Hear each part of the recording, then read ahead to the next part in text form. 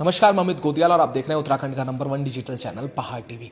तो आज पहाड़ टीवी में फिर से हम एक बार बात करने वाले हैं और वीपीडीओ वीडियो भर्ती की उसमें लगातार नए नए मोड़ आ रहे हैं और एक नया मोड़ इस भर्ती को लेकर फिर से आया है। एक तरफ जहां डॉक्यूमेंट वेरिफिकेशन चल रहा है वीपीडीओ वीडियो को लेकर, साथ ही आज एक प्रेस कॉन्फ्रेंस की गई है जिसमें बेरोजगार जो संघ है उसने एक आरोप लगाया है और एक आरोप यह लगाया है कि जो वीपीडीओ वीडियो पेपर था वो पहले ही पूर्व में लीक हो गया था।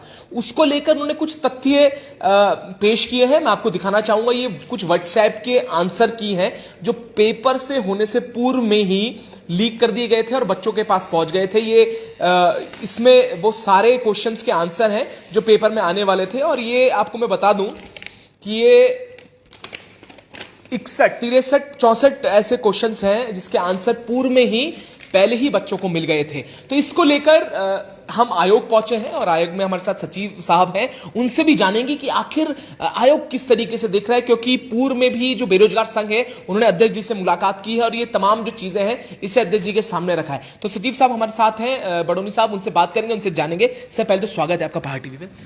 और सर फिर से एक बार, क्योंकि वीडियो और वीपीडीओ की बात करें तो लगातार विवाद की स्थिति और पूर्व में भी कई ऐसी भर्तियां हुई हैं। और सर इस तरीके का जो अब ये आंसर की निकल कर आई है जिसमें ये दिया गया है कि 4 दिसंबर 2021 को सुबह 4 बजे एक मैसेज आता है जिसमें आंसर की देती जाती है। इस पर क्या कहना है आपका? पहले तो ये कहूँगा कि अभी ये सोशल मीडिया का एक स्क्रीनशॉट जैसा है, ये सही है कि नहीं है, या सोशल मीडिया बहुत जिम्मेदार मीडिया नहीं है जैसे मैंने पहले भी अनुरोध किया था।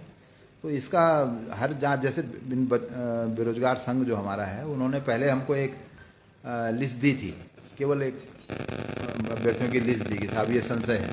संशय क्यों है वो उसमें कुछ नहीं था। तो इन सब मामलों में हम अपना, उस मामले में भी हम इंटरनल असेसमेंट करा रहे हैं और उसके बाद अगर कोई जांच के लायक मामला बनता है तो जरूर उसकी भी जांच करेंगे। और ये मामला जो आप, ये मेरे ख्याल से माननीय अध्यक्ष जी को शनिवार को दिया गया है, उस दिन अवकाश था, तो उस मामले में भी जरूर हम अपना असेसमेंट करके कि कौन से प्रश्न हैं, किस पेपर के हैं, क्या हैं, जो एक इंटरनल, जिससे कुछ इस्टेब्लिशमेंट हो जाए कि हाँ कुछ तो तथ्य है, उसके बाद जरूर जांच के निर्णय आयोग लेगा। हाँ सर, एक तरफ जहां डीवी अभी चल रहा है वीडियो का और इस तरीके के जो सिलसिलेवार हैं पूर्व में भी इस भर्ती पे लगा, क्योंकि आयोग ने भी कहा था कि अगर कुछ एविडेंस मिलते हैं तो आयोग जरूर इस पे कार्रवाई करेगा और एफआईआर भी आप लोगों ने की है। पर सर एक तरफ जहां डीवी चल रहा है वो 900 बच्चे भी हैं और एक तरफ अब इस तरीके के जो पेपर लीक के जो ये तथ्य निकल कर आ रहे हैं, किस तरीके से देख रहे हैं, क्योंकि वो बच्चे भी अब बीच मझधार में कहीं ना कहीं अटक जाएंगे अगर इस तरीके के हुआ। ये पूरा मामला सब किस तरीके से आप देख रहे हैं? भविष्य जो है बच्चों का वो कहाँ देखते हैं इस समय? इसमें कोई कठिनाई नहीं है, क्योंकि जो भी मामले उन्होंने दिए, एक लिस्ट पहले दी है, तो वो बहुत ही सीमित संख्या है और जरूरी नहीं कि वो सब बच्चे किसी गड़बड़ी में इन्वॉल्व हों। अंतिम रूप से जो भी बच्चे चिन्हित होते हैं, अगर पता लगता है कि कोई होता है, और बाकी फिर अंतिम जांच के बाद ही होगा, जो वैज्ञानिक जांच होगी, जो साइबर सेल या जो भी एजेंसी को आयोग तय करेगा, उसके बाद जो जांच होगी तो पता लगेगा कितने लोग। अदरवाइज अधिकांश लोग, मैं समझता हूँ कि अपने ओपन सिलेक्शन से, अच्छे सिलेक्शन से आए हैं और मेरिट पर आए हैं, तो उन लोगों को इससे कोई कष्ट नहीं होना चाहिए, क्योंकि पहले भी हमने ऐसा सेग्रीगेशन किया है, फॉरेस्ट गार्ड में किया और एलटी में किया है, उनको अलग करते हुए हमने सिलेक्शन किया। तो सर अभी जैसे डीवी के लिए बच्चे आ रहे हैं तो क्या आयोग अपने स्तर से, क्योंकि विवादों में कहीं ना कहीं आती है, तो अपने स्तर से भी कुछ उनकी जांच कर रहे हैं या कुछ ऐसे क्रॉस चेक कर रहे हैं? क्योंकि सवाल ये उठते हैं कि कई बच्चे ऐसे थे जो पेपर जिन्होंने निकाला है वो आंसर्स के जवाब नहीं दे पा रहे थे, उनसे कुछ सवाल के कई बार ऐसे फेसबुक में, जैसे आपने कहा कि जो सोशल मीडिया है उसमें वायरल कई चीज़ें वीडियोज़ हुई हैं। कई बार ऐसा आया है कि प्रधान निकल कर आया है, कोई दुकान चला रहा था, कोई ऐसा आ रहा था कि 1 महीने पूर्व उसके 36 नंबर थे, 1 महीने बाद उसके 80 नंबर आ जाते हैं। तो इस तरीके के जो तथ्य निकल कर आ रहे हैं, तो उसको लेकर क्या आयोग डीवी के समय या उससे में कुछ ऐसा कर रहा है जिससे क्रॉस चेक कर सके कि इस चीज़ों को? बिल्कुल, आयोग अपना असेसमेंट कर रहा है उन बातों में, क्योंकि उन्होंने एक सूची पहले भी दी है, तो उन सूची जो भी नाम हमारे सामने है उनका असेसमेंट हम भी कर रहे हैं, जो डीवी के दौरान भी चल रहा है। और इसके बाद जो ये एविडेंस के तौर पर बता रहे हैं, तो इस एविडेंस का भी हम असेसमेंट अपना करेंगे और ज़रूर जब समझा जाएगा कि ये इस तरह का मामला बन गया है कि इसमें एक जांच होनी चाहिए प्रॉपर, एक थर्ड पार्टी के द्वारा, तो उसका भी निर्णय आयोग करेगा। सर अब कई सवाल हैं, देखिए, क्योंकि जैसे ही हम आयोग आते हैं तो जो युवा साथी हैं जो पेपर भर रहे होते हैं, जो भर्तियाँ को भी लेकर सवाल आ रहे हैं कि जुलाई में होगा या नहीं होगा, वो भी जो सूची निकली है। पर सर साथ में एक बड़ा सवाल आता है कि जिस तरीके से आंसर्स को लेकर एक बड़ा, मैं आपसे इसमें आपसे ये प्रश्न भी कर रहा था कि एनसीईआरटी में कोई आंसर दिया है, उसके अलावा उसका आंसर कहीं और निकल जाता है, जो एक्सपर्ट कमेटी होती है उसे नकार देती है। तो सर इस चीज़ को लेकर बच्चों में बड़ा संशय बना हुआ है कि क्या जो आंसर एनसीईआरटी में दिए होते हैं, जो आंसर्स किसी बुक में दिए होते हैं, फिर उसे गलत कर दिया जाता है। तो ये एक बड़ा विरोध अब कहीं ना कहीं शुरू हो गया है कि जो आंसर उन्होंने एनसीईआरटी में पढ़े उसके विपरीत आंसर्स निकल के आते हैं, उसके विपरीत जो एक्सपर्ट है वो लिख के देते हैं। सर इसमें क्या है, और जो एक्सपर्ट कमेटी की आप बात करते हैं, जो पूरा पैनल बनता है, वो किस तरीके से काम करता है? सर ये बड़ा समझाने वाला इशू भी है, क्योंकि बच्चे इस चीज को अलग तरीके से ले जाते हैं, फिर आयोग पर सवाल खड़े होते हैं। इस पर क्या कहना है? देखिए, जहाँ भी जिस भी परीक्षा में बहुत वैरायटी है रीडिंग मटेरियल की, पुस्तकों की, पाठ्य पुस्तकों की बहुत सारी वैरायटी है और बच्चे बहुत अलग अलग सोर्सेज से पढ़ते हैं। वहाँ पर वो जरूर कोई बच्चा किसी बुक से किसी आंसर को, कोई बच्चा किसी मटेरियल से किसी आंसर को, और कुछ मटेरियल में इनका व्यूज में परिवर्तन, फैक्ट्स में परिवर्तन, टाइम के साथ परिवर्तन, कई सारी बातें होती हैं जिससे वो आंसर चेंज हो जाता है। तो उसमें इसीलिए एक जो गड़बड़ी नहीं है, ये गड़बड़ी नहीं है, ये बेसिकली पेपर को और ठीक करना है। जो क्वेश्चन आए हैं सबको ठीक करने का ये एक तरीका है। तो उसका इसीलिए हमने एक व्यवस्था, और यहाँ हमने ही नहीं, सारे आयोगों में यही व्यवस्था है कि उनको एक एक्सपर्ट के पैनल से देखा जाता है। जो भी ऑब्जेक्शन बच्चे करते हैं, हाँ ऑब्जेक्शन नहीं किया तो उसको नहीं देखा जाता, लेकिन ऑब्जेक्शन कर दिया है तो एक एक्सपर्ट के पैनल से उसे मॉडरेट कराया जाता है। और वो एक्सपर्ट एक तरह से थर्ड पार्टी है, वो कमीशन के निर्णयों को भी चेंज करता है, कमीशन के द्वारा दिए गए आंसर बुक को भी चेंज करता है। और बेसिकली कमीशन का नहीं है तो वो भी किसी एक्सपर्ट ने बनाया है क्वेश्चन। तो क्वेश्चन होना और उसका मॉडरेशन एक बहुत ही एक्सपर्ट बेस्ड सिस्टम है, और इसीलिए 3 कम से कम एक्सपर्ट उसमें रखे जाते हैं कि वो बहुमत से कम, उनमें भी मत भिन्नता हो सकती है, तो कम से कम बहुमत से वो डिसीजन हो। तो कम से कम 3 एक्सपर्ट्स का उसमें पैनल होता है, और उसके बाद वो जो चेंज करते हैं उसके आधार पर ही सेकेंड आंसर की जारी होती है, और उसी के आधार पर परिणाम जारी होता है। तो ये इसमें प्रक्रिया है जो एक एस्टेब्लिश प्रक्रिया है, पैन इंडिया है, और हमारे सभी एग्जाम्स में चाहिए। हाँ, तो सर अब जिस तरीके से आने वाले जो पेपर्स हैं और इस तरीके का जो आपके पास जो तथ्य निकल कर, मतलब ये तथ्य जो उन्होंने रखे हैं, तो आपने कहा है कि इसकी जांच होगी और एफआईआर भी होगी अगर कुछ ऐसा पाया जाता है। तो जो लोग अभी डीवी में आ रहे हैं, अगर कुछ ऐसा पाया जाता है जिस तरीके से ये बताया जा रहा है कि पूर्व में ही आंसर्स की हो रही है, तो किस स्तर पे हो सकता है सर ये? क्योंकि ये भी अपना में बड़ा सवाल होता है कि आयोग पर सब उंगली उठाते हैं। तो क्या होता है सर, क्या कारण होता है कि इस तरीके के जो पेपर लीक होना, इसे क्या कारण मानता है आयोग? किस स्तर पे होता है? क्या कारण होते हैं कि इस तरीके के पेपर पूर्व में भी हुए हैं? जैसे क्या मानते हैं आप, किसे?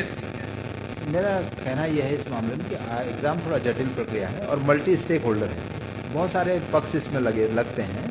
इसमें आयोग भी है, इसमें प्रिंटिंग भी है, इसमें ट्रेजरीज भी हैं, इसमें मजिस्ट्रेट भी हैं, इसमें पुलिस है, इसमें सेंटर्स हैं जो एग्ज़ाम करा रहे हैं, मेन तो सेंटर्स भी हैं। तो वो सब स्टेक होल्डर हैं जो एग्ज़ाम में भागीदार बनते हैं, और ये कहीं भी हो सकता है कि जो भी इन्फ्लुएंस या प्रभावित हो सकता है वो इसमें ब्रीच कर सकता है। तो ये कहना कठिन है कि ये कहाँ हुआ होगा, लेकिन जैसे अभी फॉरेस्ट गार्ड के मामले में आया था तो उसमें यही था कि वो सेंटर से वो पेपर लीक हुआ था। तो उसी तरह से हर एग्ज़ाम में एक अलग अलग मामला आता है, तो उस सब जांच के बाद ही तय हो सकता है कि कहाँ पर ये हुआ है और किसने भेजा, या ये एविडेंस इनका ऑथेंटिक भी है या नहीं है। उस सब के लिए जांच जरूरी है, और उसके लिए उससे पहले हमारे आयोग में भी एक प्रिलिमिनरी जांच जरूरी है कि हम जो केस पुलिस को दे रहे हैं उसमें तथ्य कुछ है कि नहीं।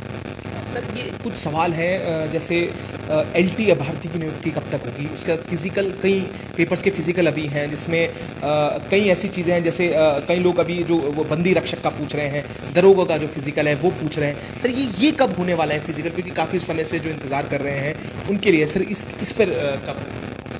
इसमें जो बंदी रक्षक और जो एसआई का फिजिकल है वो पुलिस कांस्टेबल के बाद होंगे, वो पुलिस विभाग कराएंगे। जो फॉरेस्टर का फिजिकल है वो हम लोग कराएंगे, और संभवतः जून में 20-21 तारीख को हो जाएगा, उसकी डेट हम जल्दी देने वाले हैं। और यही 3 फिजिकल अभी हैं, पटवारी का फिजिकल उसके बाद होगा। सर वन दरोगा जो है उसका फिजिकल भी अभी? हाँ, जून में हम उसको प्रस्तावित कर रहे हैं, जल्दी उसकी डेट देंगे, उसकी डेट जल्दी आने वाली। सर अब जैसे लगातार जो ये देरी हो रही है फॉरेस्ट गार्ड का एक एग्जाम की बात आपने जैसे बताई और जून में जो फिजिकल की आपने बात की है, तो सर इसको लेकर क्या कोई अब जैसे एक कैलेंडर बनाया जाता है सर, तो उसको लेकर भी बच्चों में ये रहता है कि जो कैलेंडर जिस तरीके से कोई पेपर आईबीपीएस का जैसे पेपर होता है तो उसमें पर्टिकुलर कैलेंडर निकलता है, उसके अनुसार पूरे पेपर कराए जाते हैं। पर एसएस यूके ट्रिपल एससी में ये रहा है कि जो तारीख दी जाती है उसके बाद जो डिले बहुत होता है, तो उसको लेकर भी आयोग क्या काम कर रहा है कि कैलेंडर जिस तरीके से बनाया जाए तो टेंटेटिव डेट के हिसाब से एग्जाम जो है वो टाइमली हो जाए, उसको लेकर क्या कहना है आपका? हम लोग ऑलरेडी कैलेंडर जारी कर चुके हैं, सितंबर तक का हम कैलेंडर जारी कर चुके हैं। और जो आप कह रहे हैं कि कठिनाइयाँ हमेशा आती हैं, कभी महामारी आ गई है, कभी डिजास्टर ऐसा हो जाता है, कनेक्टिविटी हट जाती है, कई तरह की प्रॉब्लम्स होती हैं जिनके लिए पेपर शिफ्ट करना पड़ता है, या अभी कल बारिश के कारण एक दिन का फिजिकल शिफ्ट करना पड़ा, तो वो आता रहते बाधा। लेकिन हमने जो टेंटेटिव कैलेंडर जारी किया है, हमने पहले भी उस पर स्टिक किया है, और कोविड के होते हुए भी हमने बहुत सारे परीक्षाएँ कराई हैं 2020-21 में भी, 2021-22 में भी, और उनके रिजल्ट भी 4-5 महीने के औसत टाइम पर हमने दिए। तो ऐसा नहीं है कि डिले हो रहा है। अगर आप बाकी आयोगों के कंपैरिजन में देखेंगे तो हमारा एग्जाम और हमारा जो प्रक्रिया है लगभग टाइम से खत्म हो जाती है। सर अब मैं ये लेकर एक जो छवि होती है वो कहीं ना कहीं समाज में और पूरी सोसाइटी में गलत छवि के रूप में आ रही है।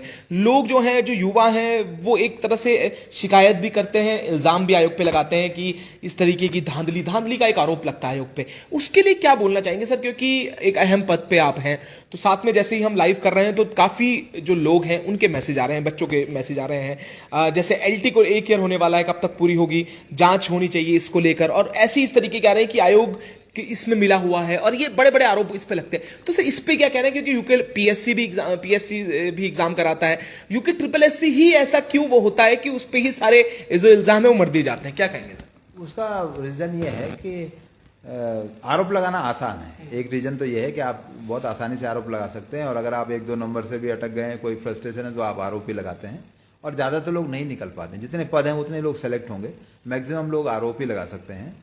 तो वो आरोप लगाना इसमें आसान है, पर मैं कहता हूँ कि अच्छा एग्ज़ाम कराना बहुत ही जटिल मसला है, और उसके लिए हमने बहुत सारा इम्प्रूवमेंट किया है। अगर आप पिछले 5 सालों में जो एग्ज़ाम प्रोसेस के लिए कराए गए इम्प्रूवमेंट देखेंगे, किसी भी दूसरे आयोग से सबसे अच्छे होंगे। हमने ऑनलाइन एग्ज़ाम भी शुरू किए, हमने जैमर लगाने शुरू किए, हमने बायोमेट्रिक बिल्कुल मैंडेटरी किया, वो भी क्लासरूम के अंदर, और HHMD से हमने फ्रिस्किंग शुरू की, और वो भी और अच्छे हम उसको इम्प्रूव करते जा रहे हैं। तो जो इम्प्रूवमेंट 5 साल में हुआ है वो काफ़ी अच्छा है। इसके अलावा 4 से 5 मुकदमे हम खुद दर्ज कर चुके हैं अपने एग्जाम्स में, तो वो मुकदमे, वो जांचें हुई हैं, बहुत लोग जेल गए हैं। तो ऐसा नहीं है कि हमने प्रयास नहीं किया, इससे पहले शायद ऐसा कभी नहीं हुआ। तो आसान होता है। दूसरे कमीशन में क्यों नहीं होता? क्योंकि बल्क एग्जाम, बल्क सिलेक्शन हमारे यहाँ हो रहा है, तो आपको थोड़ा दिखेगा। तो और जो डिससेटिस्फाइड है वो आरोप लगाने में जल्दीबाजी करते हैं और आरोप लगाते हैं। वो अधिकतर आरोप सच्चे नहीं होते हैं इसमें। सर अभी एक आया था, एक व्यक्ति है, वो कमेंट कर रहे हैं कि फॉरेस्ट गार्ड में भी आयोग ने ये बात कही थी कि कोई धांधली नहीं हुई, पर उसमें जांच जब हुई तो 57 जो है जांच बैठी तो 57 के सामने आई वीडियो, मतलब उसमें कहीं ना कहीं वो निकल कर आया था। तो उसको ही लेकर वैसे ही वो कह रहे हैं कि वीपीडी और वीडियो में भी इस तरीके का हुआ है कि अगर इसमें जांच होती है तो वो सारी चीजें निकल कर आएंगी। इस पर क्या कहेंगे? तो जांच के लिए कौन मना करता है? हमने फॉरेस्ट गार्ड में भी कराई, देखिए उसमें ब्लूटूथ से नकल का मामला है।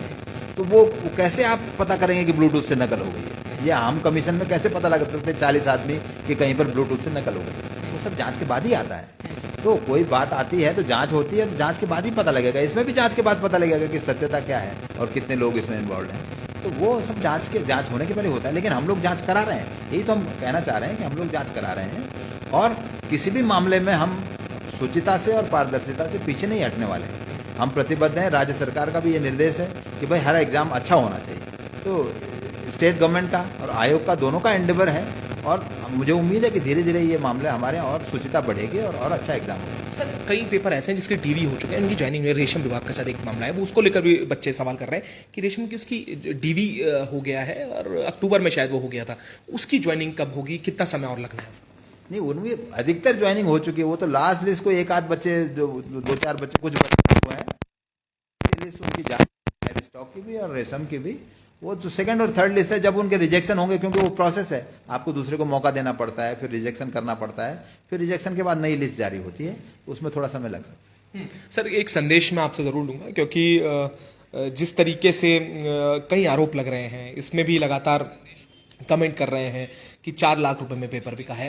अलग अलग तरीके के जो युवा साथी हैं, और ये भी कहीं ना कहीं आपने कहा है कि सिलेक्शन ना होना भी कारण है, जिससे सिलेक्शन नहीं हुआ तो उसमें फिर आरोप लगते हैं, और फिर जिस तरीके से पूरा एक वो हो रहा है, तो उसको लेकर क्या आयोग की तरफ से आपने कहा है, क्योंकि कई बच्चे अभी डीवी के लिए भी आ रहे हैं, तब पहुंच रहे हैं, उनके भी मैसेज आ रहे हैं कि हमने पेपर निकाला है और इस तरीके के जो नहीं सेलेक्ट हुए हैं उनके कारण इस तरीके के आरोप लगाए जा रहे हैं। तो ये पूरे जो दोनों पक्ष हैं, दोनों पक्ष एक आमने सामने अब नजर आते हैं। एक तरफ वो पक्ष है जिसमें लाखों लोग हैं, लाखों बच्चे हैं जो सिलेक्ट नहीं हो पाए, और एक तरफ वो है जो 900 के करीब जो बच्चे हैं जो सिलेक्ट हुए हैं। तो उन सबको मैसेज क्या देंगे, और जो जांच है उसको लेकर भी क्या कहना है? मेरा कहना क्लियर है कि आयोग जो है परीक्षा को अच्छे से अच्छे कराने की कोशिश कर रहा है। ये सब बच्चे जानते हैं जो मेहनत कर रहे हैं, और बाकी मीडिया जानता है, दूसरे लोग जानते हैं कि हमने कितने प्रयास किया है इसे ठीक करने का, हम आगे भी करेंगे। जहां तक ऐसे इंसिडेंट का बात है तो वो जांच के बाद ही पता लगेगा कि एक्चुअल कितने बच्चों का मामला हुआ, या कोई मामला हुआ भी है या नहीं हुआ है। तो इसके लिए अभी कहना जल्दी है। तो हम इसमें ये इंटरनल असेसमेंट अपना करने के बाद जरूर जांच का निर्णय लेंगे। अगर कोई मामला बनता है कि ये मामले में इतने लोगों का जांच होना चाहिए, ये लोग थोड़ा लग रहा है कि संदेह है, कुछ भी बात है, तो जरूर जांच का निर्णय लेंगे। और हम प्रतिबद्ध हैं कि हम मामले में, हर ऐसे मामले में जिसमें कोई शिकायत आ रही है या रिस्पॉन्सिबल शिकायत है, जिम्मेदार बात आई है, तो हम उसकी जांच कराएंगे। और जांच के बाद जो भी होगा उसके लिए भी हम हमेशा जो मैक्सिमम जो प्रोसेस है उससे हम कार्रवाई करेंगे उनके खिलाफ जो गलत कर रहे हैं। सर मतलब एक ऐसा उदाहरण भी कहीं ना कहीं आयोग में जो पाया जाता है ऐसे दोषी, तो ऐसी कठोर सजा उसे होनी चाहिए कि आगे से वो ऐसा ना करे, या उस सोर्स तक हम पहुंच सके जिस सोर्स से ये ब्रीच हो रही है। तो इसको लेकर भी स्ट्रैटेजी कुछ ऐसी बनाई जाए, या कुछ कानूनी दंड ऐसे बनाए जाए जिसको लेकर फिर दोबारा से ये रिपीट ना हो, क्योंकि ये बड़ा जरूरी हो चुका है। आयोग ने अभी पिछली बैठक में इस पर विचार किया है कि इसको आगे हम प्रोसेस को कैसे ठीक करें, और अब जल्दी हम इस बारे में बताएंगे कि आयोग इसके, अभी कुछ समय लग सकता है हमें उन बातों में डिसीजन करने में, लेकिन हम ये फ्यूचर के लिए और भी अच्छा प्लानिंग करने की सोच रहे हैं, जिससे कम से कम ब्रीच हो सके और ब्रीच की संभावना को खत्म किया जा सके। ठीक है, बहुत शुक्रिया सर समय देने के लिए, और ये बड़ा अहम है। और सतीश साहब ने भी बात कही है कि आगे किस तरीके से पेपर को और अच्छा किया जाए, और जो ये पेपर है और जो ये तथ्य रखे गए हैं, ये भी, इस पर भी जांच होगी। तो जितने दर्शक अभी जुड़े हैं उनसे भी निवेदन रहेगा, इसे शेयर जरूर करिएगा। और ये बड़ा महत्वपूर्ण है कि अगर इस तरीके की ब्रीच हो रही है, इस तरीके के अगर पेपर लीक हो रहे हैं, तो उस पर क्या कार्रवाई होगी, और ये क्या पेपर जो ये लीक हुआ है इसमें कितनी सच्चाई है, ये भी एक जांच का विषय है कि आखिर ये जो लीक हुआ है किस स्तर पे हुआ है, किसने किया है, उस पर क्या कार्रवाई होगी, ये भी देखने वाली बात होगी। पर लगातार हम सर ने जैसे जानकारी दी है, कईयों के जो फिजिकल है वो जून में प्रस्तावित हुए हैं, उसके साथ साथ रेशम की जो बात की है उसमें लास्ट लिस्ट आनी है, वो कुछ ही महीनों में या दिनों में आ जाएगी। उसके साथ साथ जून में कुछ जो फिजिकल बचे हैं वो आयोग की तरफ से उसकी डेट आ जाएगी, और जून में वो सब फिजिकल हो जाएंगे। तो इस पर भी लगातार आपको अपडेट देते रहेंगे, तो ऐसे जुड़े रहिएगा और देखते रहिएगा पहाड़ टीवी।